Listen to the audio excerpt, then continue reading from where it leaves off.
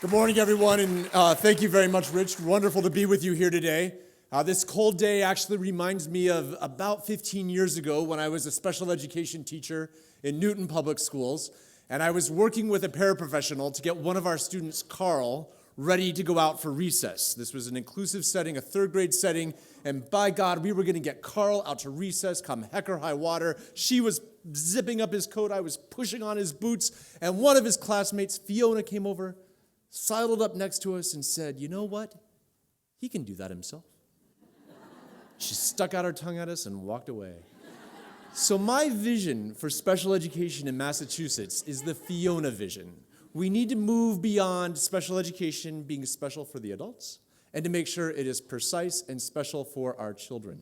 And I think about three particular ways that we want to make that happen, that I have a vision that I want to share with you from our department. And the first is about independence and interdependence. We want to make sure that we have our students gain those independent skills so that they can be interdependent, particularly with people who aren't paid to be with them. And that interdependence comes through making sure that we give our students those skills, that they can carry themselves with pride, with dignity, with the confidence to be successful in work, in play, in life. And I know that we can do that through some work that we're doing right now at the department to promote more inclusive practices in our state.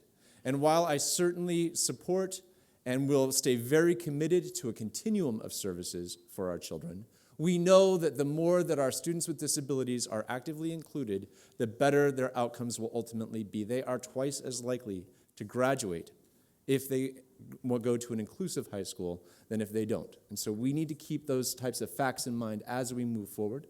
So our Inclusive Schools Network right now is comprised of members from our Department of Education, the Federation, Higher Education, and practitioners from the field and community members so that we can promote those types of practices that will change outcomes for students. And we're very committed to that. More to come.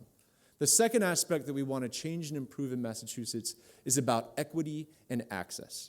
Massachusetts has the second highest rate of identifying students with disabilities in the nation. It's 17%. It has been unmoved for many years. And that would be all right to me if we knew that we were identifying the right students for special education, if they truly had disabilities.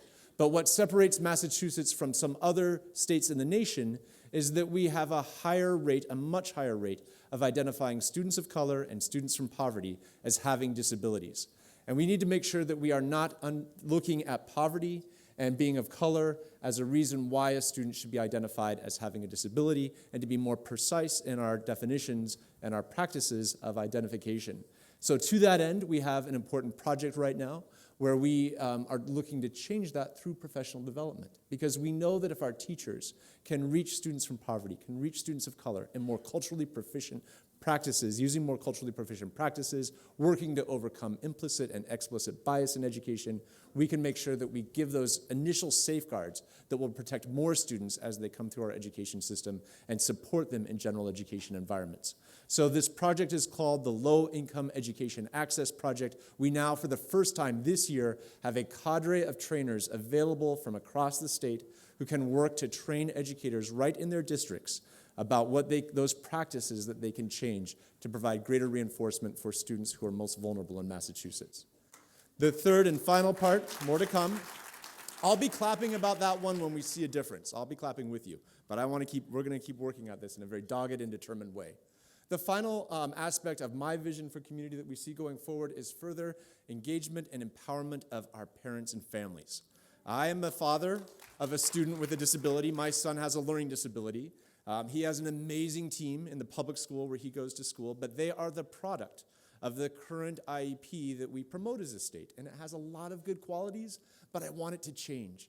Because when I go to his IEP meeting and I sit next to my spouse, I feel like I'm at a United Nations diplomacy gathering, and I kind of have to do the simultaneous translation about what the team is talking about. So when they say, next we're going to talk about PLEPE, I have to turn and say, that means present levels of educational performance, Part A. And honey, if you like it, guess what? Part B is next. So hold on to your hat. We need to not be talking about a form. We need to be talking about our children. And that's what we want to work towards at our department. So as I stand here today with you, 3 important messages: independence so that we get to interdependence, equity and access, and family engagement and empowerment. And when I think if we can put those elements together, students like Carl, who I was telling you about at the beginning of this story, will not need people like me. They won't need teachers and paraprofessionals to be shoving their boots on. They will be getting out to recess. They will be enjoying that playground, and most of all, enjoying the fruits that all of this wonderful life here in Massachusetts has to offer. Thank you very much.